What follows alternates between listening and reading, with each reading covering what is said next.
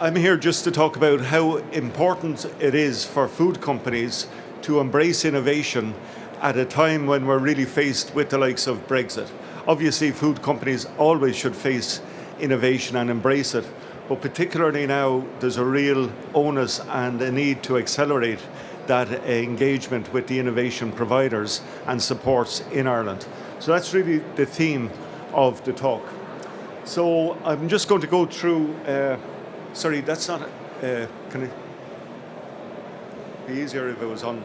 Okay, this is the talk, and you can see that I'm going to go through why they should, the opportunities that exist, the potential technologies they could embrace, and how technology providers can try and make it easier for companies to access the technologies and the opportunities, the business opportunities. I'll give a few examples as well, and then I'll make a conclusion. So, if Ireland only produced one piece of food, and just say it was a salad or a lettuce, if it was just a lettuce and we were faced with Brexit, what would we do?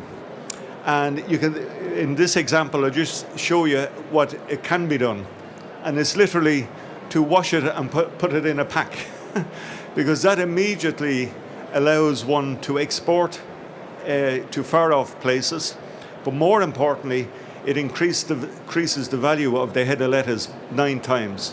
And that's the experience the Americans in California, lettuce producers, underwent back in the 80s, when they had a massive volume of heads of lettuce and not an awful lot of market. So they didn't produce one more head of lettuce, but the value of the industry rose by 9 times. It was absolutely exponential. So that'll just give an example of what innovation can do, packing, washing, and exporting. Now, equally, that could have been a glass of milk, and this could be a powder of infant formula, say, because it's exactly the same. So that's what we're actually doing in the dairy side from Ireland.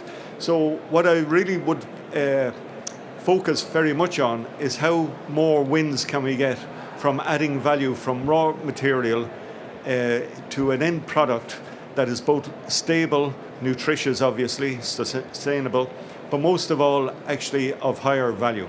And that's really, I think, the story of the Irish industry as to how it could at least mitigate some of the effects of Brexit, is adding value and stabilising product. So, having said all that, though, just take one step backwards and say, are we in a good industry? Are we if we were in the aeronautics industry or the catering industry or the pharma industry, are we in an actual high potential industry? And I'm just going to show you, I won't go into any detail because many of you will know these type of aspects. But we're in a perfect storm where we have to feed an increasingly world population, where the demand is going to increase by over 60%. On one hand, on the other hand, we've huge pressures on greenhouse gases, climate change, etc., all within the foods and agriculture sector. We have 2 billion people that are overweight and unhealthy, basically, and yet we've nearly 1 billion people that are underweight. And having said all of that, more than 1/3 of what we produce is wasted. So when you stitch all that up together, you really say, wow, what a strange industry and world we live in. We have to recognize the goals set by the United Nations, the zero hunger, the targeted reduction of waste, and the reduction of greenhouse gases and carbon emissions. So I won't go through all these challenges, but they're really big. And that makes the role of the agriculture and food industry even more important and also more impactful on not just in Ireland, but actually on a global basis. So we should always bear that in mind. And I think our previous speaker, Mela Fruin, also mentioned that we think Brexit is the end all and be all. But when you stick your head out the window and go to Europe, it's not as big as we think it is. And certainly when you get to Asia, Australia, America, it doesn't feature. So we should always focus on the global initially, but certainly nurture our local production. Having said all that, The opportunities arise because there's growing incomes globally, generally.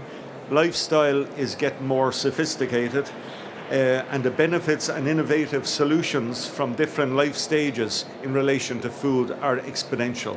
And you can see that for food for the elderly, food for the infants, and then the sports and all the other cohorts. So the differentiation and the added value opportunities right across the life stages are increasing as well. And that's what's adding value and innovation right throughout the food industry. Just to emphasize again that there is a huge waste of food loss, and which, if we could even capture some of that, the value will increases to a great degree. Getting back then to Brexit, these are two slides from Board Bia, and you can see that 44% of our meat goes across the sea to the UK, 22% of our dairy, and 18% of our prepared consumer foods. So we focus on one way. But we shouldn't forget this pie chart, which says that 43% of our prepared consumer foods comes this way. 15% of our dairy comes this way, particularly from the north, and you can see beverages. Now, we should bear in mind that there's opportunities in that. If they're coming in, we can actually sustain a scalable industry, particularly in prepared consumer foods, which I think poses a major opportunity for Ireland. If we look at Enterprise Ireland and Board Bia, they're pretty focused in what industry should do. They mention increased focus on research and development, and also diversification offerings and new product development, both of which I would propose really require scientific foundations and innovations. So both of the strategies that Board Bia and Enterprise Ireland are proceeding with really do require a good science and innovation base. So, for instance, Board Bia talks about diversity, increased consumer insights, increased markets, extended market reach, sectoral focused analysis. 1 in 3 is going to search for newer markets, which obviously will be further away than the UK. 2 in 3 are looking at cutting costs and efficiencies and implementing leaner manufacturing, and also increase in premiumization or increase in value. So in one slide I could give you the technological response to a lot of that is shelf life, added value, waste streams, implementation of new technologies, clean labeling, lean manufacturing, reformulation, food for life stages, and new product development. And therefore, if food companies are going to respond to Brexit, they really need to have a solid science and technology base in order to add value, increase shelf life, etc., and innovate generally. Now in Ireland we have a really good integrated food research and landscape. It's integrated from the government right down to the farmers, to the end users, to the processors, producers, and to the research community. And that's very unique worldwide. That's not common anywhere in the world. And that's why ourselves and a lot of agencies are getting a lot of visits globally to look at that model. We have a very good food-wise strategy, including its research portfolio within. It's been monitored and implemented fully. Within that, Teagasc has the role to support science-based innovation. And that's what I'm representing here, the Teagasc viewpoint on that and how critical it is. Teagasc food research covers a multitude, and I won't go into details, but it's not just about in a laboratory, it's consumer science, consumer insights, the models that go behind that, the ICT, etc. And I'm going to go through some of our actions that we're doing at the moment. But before I do that, I want to emphasize that Ireland is in a unique position, and Singapore was mentioned because Singapore this morning does not manufacture food, it almost assembles food. Doesn't grow food, just puts it together. And yet it's a really highly innovative country. But in Ireland, we have a very integrated approach to our raw material. So we have full control from not only the grass, the breed of animal, the genomics behind the animal, the environment, the soil, right through to the process, to the manufacturing, to the packaging, to the consumer. And that in itself, in a nutshell, really makes Irish food sector quite unique within a country. And again, it's something that should be exploited much more. However, from an industry point of view, we're very aware of what's called the valley of death. It's easy to do the research, not always that easy, but in a lot of cases, it's easy to do the research, and it's easy to do R&D in a look-see manner, in a small laboratory. But actually, to commercialize the outputs is quite difficult. And many people, this is a classic model of where research development, and then it's left on the shelves, it's left in published papers, and it's not taken up. And meanwhile, the industry are struggling to find new opportunities and commercialize. So this is a slide I often show, which shows that, SFI type funding is on the far left here. And then as you go on, you get towards the more applied research. But then the funding from public areas run out, whether it's the EU or whether it's the Department of Agriculture, etc. And on the other hand, we have the industry-funded research, the R&D that's done in-house by companies. And that's not to be taken for granted. That's actually substantial. But does it have the right bang for buck? Are they extracting what they should be? And we contend that, in fact, it's the bit in the middle that it needs the most attention. And the bit in the middle is to get more applied research funding this way, more industry funding this way, to bridge that gap between what we call the valley of death. And that's exactly where Teagasc sits in. It's an applied research body, and that's why it can join the two. So we'd like to see the old way of doing research was you did your research, you got your results, and then we hoped someone would pick them up at market level, consumer level, or we blessed ourselves and hoped an industry would pick them from the tree. But our view now, and then they'd have some impact, our view is, and it's written in Foodwise, is that all our research must be market-led, consumer-informed, and must take on board industry needs.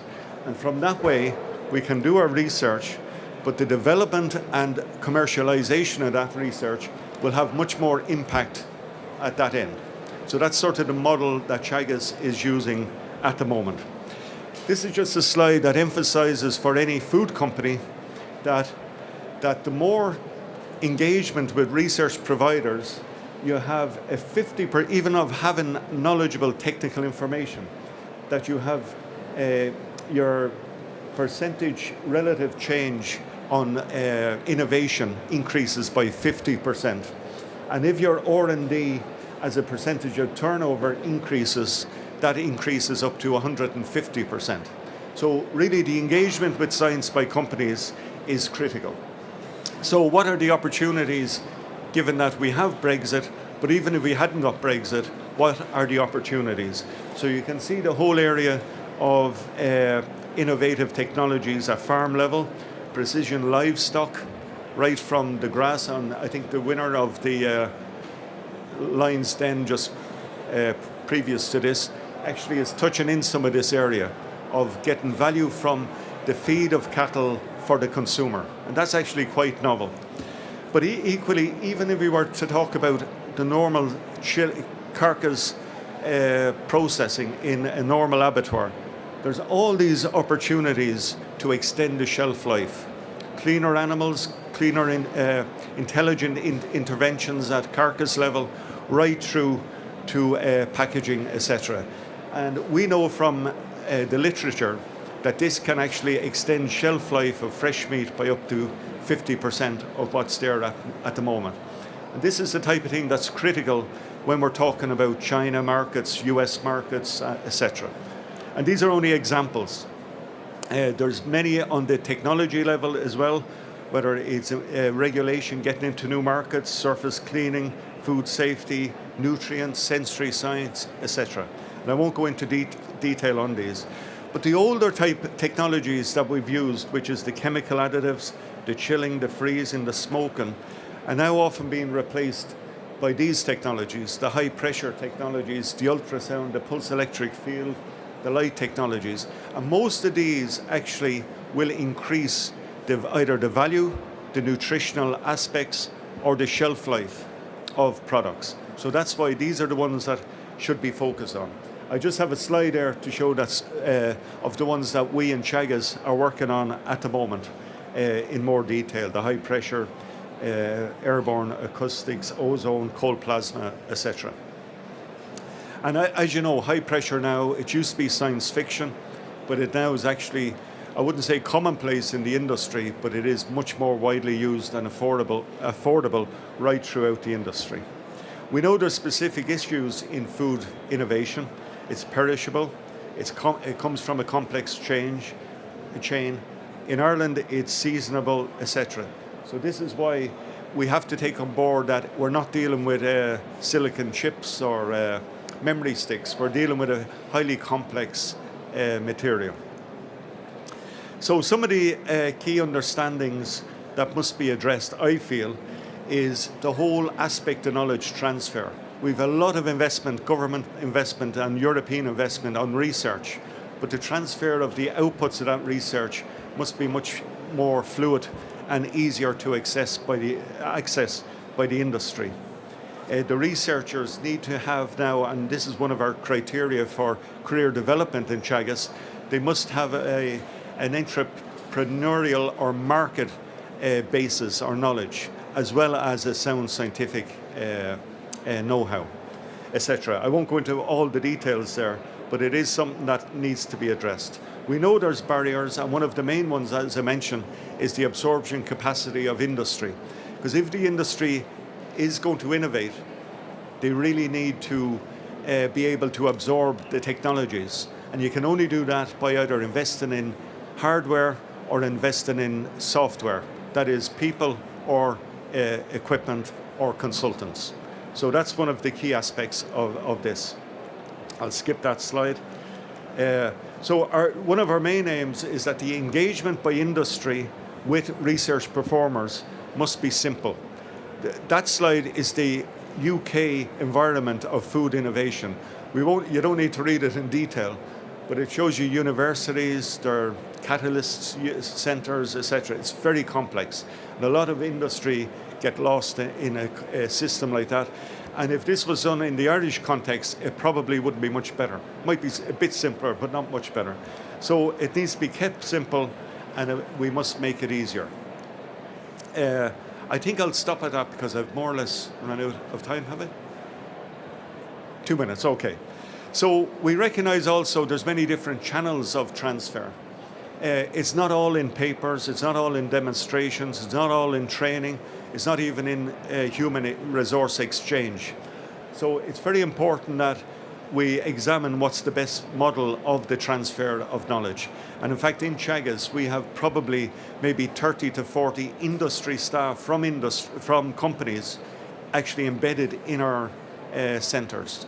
And I know some of the people here have worked in our centres for companies or even for their own company. So we do have a strategy, and just really the main thing there is that is the researcher's responsibility for getting impact from their research. It's not someone else, it's very much the person who does the research. And we sort of keep that in tow as we go along. I won't go into the details on our dissemination of our material. It's all on our website, but we do try and make the knowledge easy accessible in terms of semi-technical provisions of either IP, of our research updates, of our expertise, what we're good at, because a lot of people don't know that Teagasc actually has 2 major food research centres, of our testing services, our expertise, and most of all of our key researchers.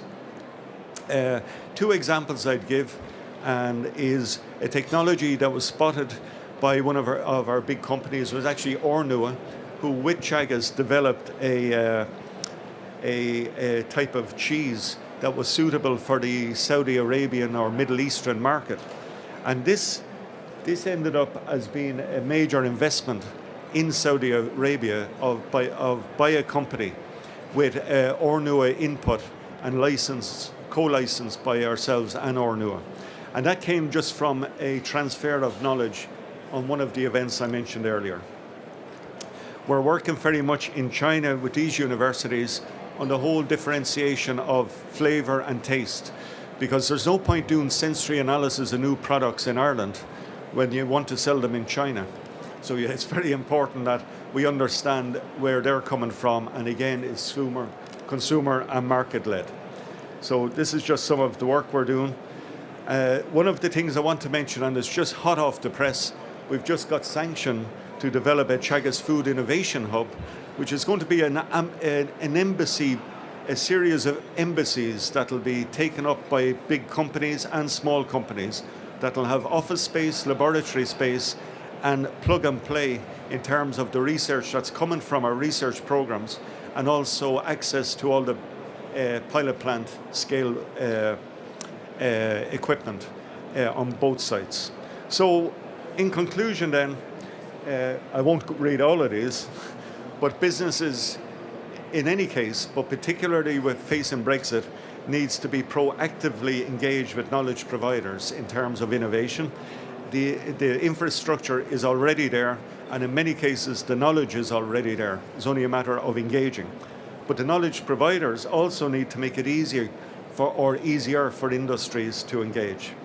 Brexit makes this much more urgent, and Ireland has an extensive R&D capability that really is ready to be exploited even more fully by companies of all sizes. The identification of business opportunities is critical, and the researchers are probably the worst at identifying those. So we depend on the industry to do that, and we'll come up with the solutions in partnership with yourselves. So that's very important. The increased technological absorption capacity is critical as well.